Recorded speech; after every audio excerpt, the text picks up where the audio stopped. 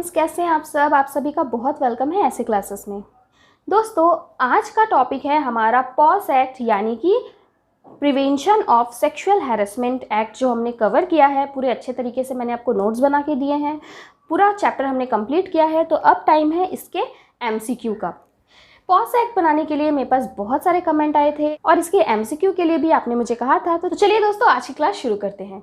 दोस्तों, class start करने से पहले आपको पता है कि जब हम यहाँ पर एमसीक्यू सॉल्व करते हैं तो हम यहाँ पे क्या करते हैं। सबसे फर्स्ट हम क्वेश्चन को, जब मैं आपको बताऊंगी, अगर आपको क्वेश्चन का आंसर आता है तो आप वीडियो को पॉज करके पहले आप आंसर पहले मुझे कमेंट बॉक्स में लिख के देंगे, ओके। उसके बाद मैं आपके आंसर्स को चेक करूंगी। इससे क्या होगा, आपने जो चैप्टर पढ़ा है आपका कॉन्फिडेंस बढ़ेगा और आप एग्ज़ाम के लिए ऐसे ही रेडी हो जाओगे। और अगर मैं बोलती रही, आप सुनते रहे, तो इतना कॉन्फिडेंस नहीं बढ़ेगा जितना अगर आप आंसर देते हो, लिखते हो, तो आपका कॉन्फिडेंस बढ़ेगा। चैप्टर भी मैंने कवर किया हुआ है, आपको मिल जाएगा मेरे प्लेलिस्ट में या फिर नीचे डिस्क्रिप्शन बॉक्स में। आप उसे पहले पढ़ें, उसके बाद ही एमसीक्यू सॉल्व करें, ओके। और अगर आप कहीं भी अटकते हैं तो इसके लिए ऐसे क्लासेस है ही, आप बिंदास मुझे मैसेज कर सकते हैं। सारी इन्फॉर्मेशन आपको डिस्क्रिप्शन बॉक्स में दी हुई है, आप मुझे व्हाट्सएप पे मैसेज कर सकते हैं। तो चलिए हम क्वेश्चन देखते हैं। सबसे फर्स्ट क्वेश्चन है, what is not sexual harassment. Sexual harassment इनमें से क्या नहीं है? ऑप्शंस हैं A physical contact, B a demand और request for sexual favours, C sexually coloured remarks. Sexually coloured remarks मतलब कुछ ऐसा शो करना, मतलब अनकंफर्टेबल फील कराना किसी को, डी नन ऑफ दिस। इनमें से कोई भी सेक्सुअल हैरेसमेंट नहीं है। दोस्तों, जब भी कोई आपको नो या नॉट रिलेटेड क्वेश्चन दिखे तो आप उसको 2 से 3 बार पढ़ना। नो या नॉट क्वेश्चन में ना हम लोग बहुत ज़्यादा कंफ्यूज हो जाते हैं। हमें क्या लगता है कि व्हाट इज़ सेक्सुअल हैरेसमेंट यहाँ पूछा है, तो आप कंफ्यूज हो जाओगे। तो ऐसा क्वेश्चन को आप 2 से 3 बार पढ़ के पहले क्वेश्चन समझना। तो यहाँ पे बोला इनमें से क्या सेक्सुअल हैरेसमेंट नहीं है। So physical contact, sexually coloured remarks, demand और request for sexual favours, none of this. सारे ही क्या है, सेक्सुअल हैरेसमेंट हैं। सो इसका आंसर होगा डी, नन ऑफ दिस। फिर नेक्स्ट क्वेश्चन है, sexual harassment of women eight work place prevention prohibition and redressal act 2013। मतलब ये पॉस एक्ट का पूरा नाम है, जिसे हम शॉर्ट में पॉस एक्ट बोलते हैं। Received the ascent of president on. दोस्तों, एक क्या होता है ना कि जिस दिन एक्ट में प्रेसिडेंट का एसेंट लग गया, मतलब प्रेसिडेंट ने उसे ऑफिशियली बोल दिया कि अब ये एक्ट को आप कंट्री में ला सकते हो। और एक होता है एक्ट को इन्फोर्स करना, मतलब उस दिन से वो पावर में आ गया कि उस दिन से लोग अब उस एक्ट को मानेंगे। सो प्रेसिडेंट का एसेंट किस दिन लगा? ऑप्शंस हैं ए 8 मार्च 2013, बी 22 अप्रैल 2013, सी 8 दिसंबर 2012, डी 22 मार्च 2013। अगर आपको आंसर आता है तो ज़रूर से वीडियो को स्टॉप करें एंड आंसर को कमेंट करें। ये आपके कॉन्फिडेंस को बहुत बढ़ा देगा फ्रेंड्स। इसका आंसर है, मैं भी आपको आंसर बता दूं, इसका सही आंसर होगा बी, यानी कि 22 अप्रैल 2013। इस दिन प्रेसिडेंट ने एसेंट दिया था कि हाँ, ये एक्ट अब कंट्री में ऑफिशियली तौर पे लाया जा सकता है। फिर नेक्स्ट क्वेश्चन है 3, when does sexual harassment takes places. किस टाइम पे सेक्सुअल हैरेसमेंट होता है? Options A subject another person to an unwelcome act of physical intimacy. मतलब कोई पर्सन अनवेलकम करता है, मतलब वो खुश नहीं है, वो अनकंफर्टेबल फील कर रहा है, ओके। किस चीज़ में? फिजिकल इंटीमेसी में, like grabbing, brushing, touching, pinching etcetera. आप किसी दूसरे को फिजिकली अगर परेशान कर रहे हो, ग्रैबिंग करना, पकड़ना, उसे टच करना, मतलब वो अनकंफर्टेबल है सामने वाला पर्सन। सो क्या इस जगह पे सेक्सुअल हैरेसमेंट टेक प्लेस हो रहा है? फिर बी है मेक एन अनवेलकम डिमांड और रिक्वेस्ट वेदर डायरेक्टली और बाई इम्प्लीकेशंस। मतलब या तो आप डायरेक्टली उसे शो कर रहे हो कि आप या तो डिमांड कर रहे हो या फिर रिक्वेस्ट कर रहे हो डायरेक्टली, या फिर इम्प्लीकेटिंग, यानी कि आप कुछ ना कुछ ऐसा शो कर रहे हो for sexual favours from another person and further make it a condition for employment, payment of wages, increment, promotion etcetera. मतलब आप सामने वाले पर्सन को ऐसा दिखा रहे हो कि अगर आपको एम्प्लॉयमेंट चाहिए, आपको अपना वेजेस लेना है, आपको इंक्रीमेंट लेना है, आपको प्रमोशन लेना है, तो इसके लिए आप एक अनवेलकम, मतलब बहुत ही अजीब तरीके की कुछ एक्टिविटीज़ शो कर रहे हो जो कि सेक्सुअली सामने वाला पर्सन अनकंफर्टेबल फील कर रहा है। सो क्या ये सेक्शुअल हैरेसमेंट है? C, make an unwelcome remark with sexual connotations like sexually explicit compliments, आप किसी को गंदे तरीके से कॉम्प्लीमेंट दे रहे हो sexually related, cracking in appropriate joke, किसी के पर्सनल लाइफ पे गंदे तरीके से जोक मार रहे हो with sexual connotations, making sexual remarks etcetera, आप इस टाइप की कोई हरकतें कर रहे हो, सामने वाला अनकंफर्टेबल हो रहा है। सो क्या ये सेक्शुअली हैरेसमेंट है? या फिर डी, ऑल ऑफ दिस, ये सारे ही सेक्शुअली हैरेसमेंट आपकी नज़र में हैं। आपने पूरे एक्ट को कवर किया है, अब आपका क्या थिंकिंग है आप उस हिसाब से आंसर करिए। अगर आपको आंसर आता है तो आप कमेंट में आंसर लिखिए। ओके, इसका सही आंसर वैसे होगा ये तीनों ही सेक्शुअल हैरेसमेंट हैं। सो यस, डी, ये ऑल ऑफ दिस सारे ही सेक्शुअल हैरेसमेंट हैं। फिर नेक्स्ट है sexual harassment of women at work place prevention prohibition and redressal act 2013 is act of 2013, यानी 2013 में क्या ये कितना नंबर एक्ट है?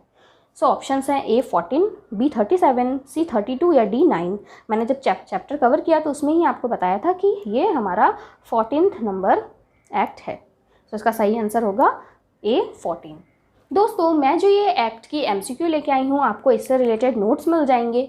ओके, MCQ के भी नोट्स और जो मैंने आपको एक्ट पढ़ाया है उसका भी नोट्स। अगर आपको चाहिए तो आप मुझे कमेंट कर सकते हैं या मेल कर सकते हैं या फिर आप मुझे व्हाट्सएप पे मैसेज कर सकते हैं। सारी इन्फॉर्मेशन आपको डिस्क्रिप्शन बॉक्स में मिल जाएगी, मेल ID भी और व्हाट्सएप नंबर भी। सो 5 नंबर है, और सिर्फ नोट्स के लिए ही नहीं दोस्तों, आपको अगर कुछ पूछना हो, कुछ क्लियर नहीं है तो आप उसके लिए भी मुझे मैसेज कर सकते हैं। I am always ready to help. So 5 number question है, What is the purpose of sexual harassment of women at workplace prevention prohibition and redressal act 2013?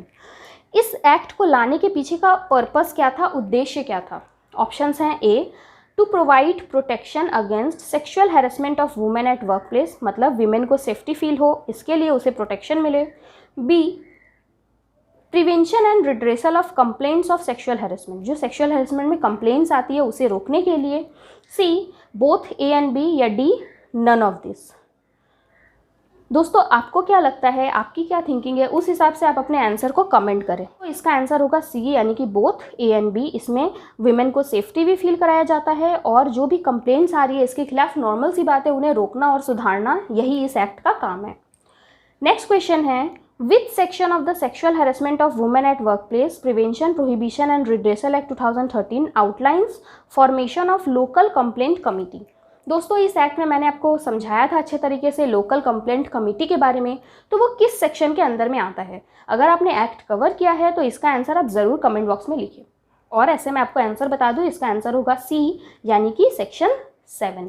Section 7 बात करता है लोकल कंप्लेंट कमेटी के बारे में। नेक्स्ट क्वेश्चन है, sexual harassment of women eight work place prohibition prevention prohibition and redressal act 2013 come into force on. देखिए दोस्तों, हमने ऊपर में जो क्वेश्चन किया था वो किसके बारे में था? वो था प्रेसिडेंट के एसेंट के बारे में। अब जो क्वेश्चन है वो है कि किस दिन इन्फोर्स हुआ, उस दिन से ये जनता इस एक्ट के ऊपर कंप्लेन कर सकती है, इस एक्ट को फॉलो कर सकती है। ऑप्शंस हैं A, 22 अप्रैल 2013, इस दिन तो प्रेसिडेंट ने एसेंट दिया था। B, 9 दिसंबर 2013, C, 21 अगस्त 2014, या D, 22 जनवरी 2015। तो दोस्तों, ये जो पॉस एक्ट है हम ऑलरेडी पढ़ते हैं, 2013 का एक्ट है। सो ये तो 14 है और ये 15 है, और इस दिन तो प्रेसिडेंट ने एसेंट दिया था, तो बचा 9 दिसंबर 2013, यानी कि B में हम आंसर इसका टिक करेंगे। बहुत बार एग्जाम में हमें जब क्वेश्चन नहीं समझ में आता, आंसर नहीं आता, तो हमें अपना लॉजिक भी अप्लाई करना पड़ता है। ज़रूरी नहीं है कि हम जो पढ़े सेम क्वेश्चन एग्जाम में फंसे, लेकिन हम लॉजिक लगा के भी आंसर सही कर सकते हैं। ओके, अब नेक्स्ट क्वेश्चन है, consider the following statement with reference to sexual harassment of women at workplace prevention prohibition and redressal act 2013। अब यहाँ पे कुछ स्टेटमेंट हमें दिए गए हैं, हमें बताना है। सबसे फर्स्ट है, the act provided for the establishment of internal complaint committee at each and every office और branches of the organisation employing 50 और मोर एम्प्लॉयज़। फर्स्ट में बोला गया है कि हर ब्रांच और ऑफिस को ICC बनाना पड़ेगा, यानी कि इंटरनल कंप्लेंट कमेटी, अगर वो 50 या उससे ज़्यादा एम्प्लॉय उसके अंदर काम करते हैं। नेक्स्ट है, the act provides for the establishment of local complaint committee at the district level by the government to investigate and redress complaints of sexual harassment of the unorganised sector. Next क्या बोलता है कि district level पे LCC यानी कि local complaint committee बैठाना पड़ेगा by government, जिससे कि इन्वेस्टिगेट हो सके और रिड्रेस कंप्लेंट यानी कि कंप्लेंट्स में सुधार हो सके। ओके, अब हमारे पास दिया गया है choose the correct statements from the option given below. A 1 only, सिर्फ 1, B 2 only, C both 1 and 2, D neither 1 nor 2। दोस्तों अगर आपने ध्यान से पढ़ा होगा तो आपने ये चीज़ देखा होगा कि ऐसा क्वेश्चन तो था कि ICC सेटअप करना पड़ेगा और LCC सेटअप करना पड़ेगा, हमने देखा था जब हम एक्ट कवर कर रहे थे। लेकिन ICC कब हमें बनाना है, जब एम्प्लॉई 50 नहीं 10 या उससे ज़्यादा हो। तो यहाँ पे 50 लिखा है, मतलब 1 तो रॉन्ग है, यानी कि सही आंसर होगा 2। सो 2 के लिए B यानी कि इसका सही आंसर है 8 का 2। फिर नेक्स्ट 9 नंबर है, the chairperson under sexual harassment of women eight workplace prevention prohibition and redressal act means. Sexual harassment में चेयरपर्सन का क्या मतलब होता है? ऑप्शंस हैं A chairman of parliamentary committee on women, B minister of women and child development, C chairperson of national women's commission, या D chairperson of the local complaint committee.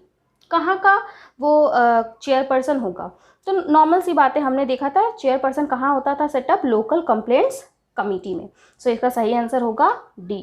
मैंने जब आपको एक्ट कवर कराया है तो उसमें सब इन्फॉर्मेशन दे दी है, आप उसे अगर रिवीजन कर लेते हो 2 से 3 बार तो मुझे नहीं लगता आपसे कोई क्वेश्चन सॉल्व नहीं हो पाएगा, ऐसा बिल्कुल नहीं होगा।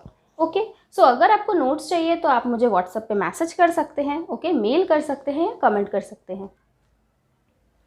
नेक्स्ट क्वेश्चन है, employee under sexual harassment of women at workplace prevention prohibition and redressal act means. अब इस एक्ट में एम्प्लॉई का क्या मतलब है, कौन कौन एम्प्लॉई कहलाएगा? A regular employee, B temporary employee, C ad hoc या डेली वेज एम्प्लॉई जो डेली काम करते हैं, D ऑल द अबव। ये सभी एम्प्लॉई के अंदर कवर्ड होते हैं। दोस्तों मैंने आपको बताया था, सो हमने उसमें देखा था कि कोई भी काम करने इवन आता है बाहर से तो उसे भी इसमें कवर कर लिया जाता है, तो D all the above. 11 number है, which section of the sexual harassment of women at workplace prevention prohibition and redressal act outlines duty of employer. Duty of employer किस सेक्शन के अंदर में कवर्ड है?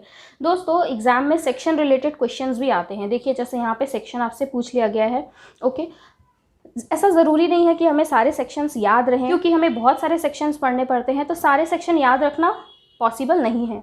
लेकिन ये सेक्शन आपको अपने आप याद हो जाएंगे कब? अगर आप किसी भी एक्ट को 3 से 4 बार सेम मटेरियल से पढ़ते हो तो अपने आप आके दिमाग में सेट हो जाता है, और एक बार पढ़ते ही कहीं ना कहीं हमारा जो कॉन्शियस माइंड है वो बता देता है कि आंसर यही होगा। ओके, सो इसका आंसर होगा, एम्प्लॉयर कवर है अंडर 19, सेक्शन 19, यानी आंसर होगा C।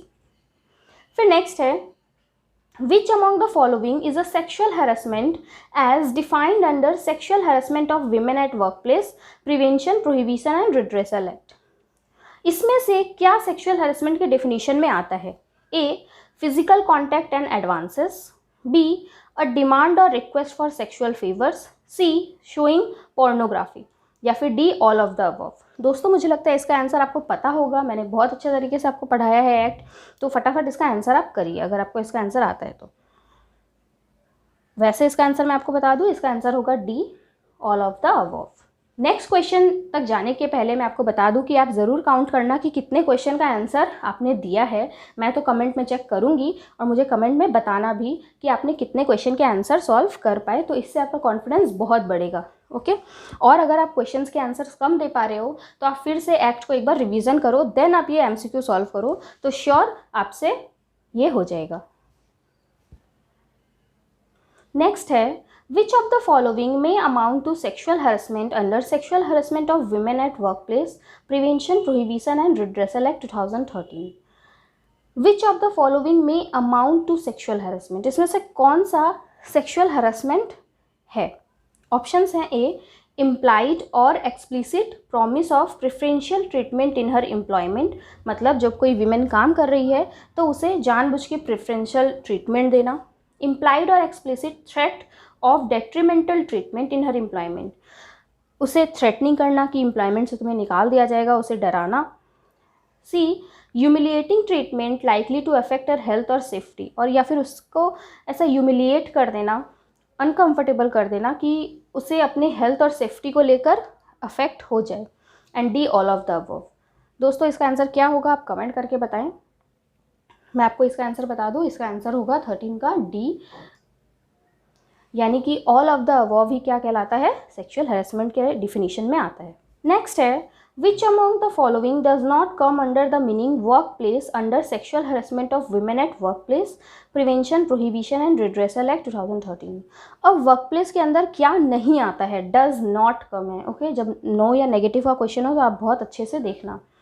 ए है एनी प्राइवेट सेक्टर और ऑर्गेनाइजेशन, बी हॉस्पिटल और nursing homes, see any sport institute stadium sport complex, या डी नन ऑफ दिस। दोस्तों हर, जैसा कि हमने जब पढ़ा था वर्क प्लेस तो उसमें हमने देखा था मतलब मेनली हर टाइप के ही वर्क प्लेस में इंक्लूडेड है, हर चीज़ में ही देखा था हमने कि सेक्सुअल हैरेसमेंट के अंदर कवर्ड है। तो इसका आंसर होगा नन ऑफ दिस, क्योंकि ये सारे ही वर्क प्लेस के अंदर में कवर्ड है। फिर नेक्स्ट है section 4 of the sexual harassment of women at work place prevention prohibition and redressal act deals with. Section 4 में हम क्या पढ़ते हैं, A complaint of sexual harassment, B inquiry into complaint, C constitution of internal committee, D prohibition of publication or making known content of complaint and inquiry proceedings। दोस्तों इसका answer होगा C constitution of internal committee जो है वो हम पढ़ते हैं section 4 में। ओके सो दोस्तों ये था पॉस एक्ट का कुछ MCQ, कुछ इम्पॉर्टेंट MCQ जो एग्ज़ाम के लिए बहुत इंपॉर्टेंट है और आपके नॉलेज के लिए भी। अगर आप ये MCQ सॉल्व कर पा रहे हो तो आपका कॉन्फिडेंस ज़रूर अच्छा होगा। ओके, और नहीं कर पा रहे हो तो डाउन बिल्कुल फील नहीं करना है, आपको फिर से एक्ट करना है और फिर से MCQ करना है, और कोई प्रॉब्लम हो तो मुझे मैसेज करना है। ओके दोस्तों, अगर आपको ये वीडियो अच्छी लगी तो मुझे कमेंट में ज़रूर बताना, वीडियो को लाइक कर देना, और नए आपको किस एक्ट पे वीडियो चाहिए आप वो भी मुझे बता सकते हैं। ओके, मैं ज़रूर उस वीडियो को डालने की कोशिश करूँगी। So friends thank you, next video में फिर से मिलते हैं, तब तक के लिए चैनल सब्सक्राइब कर दो कि कोई भी वीडियो आपसे मिस ना हो।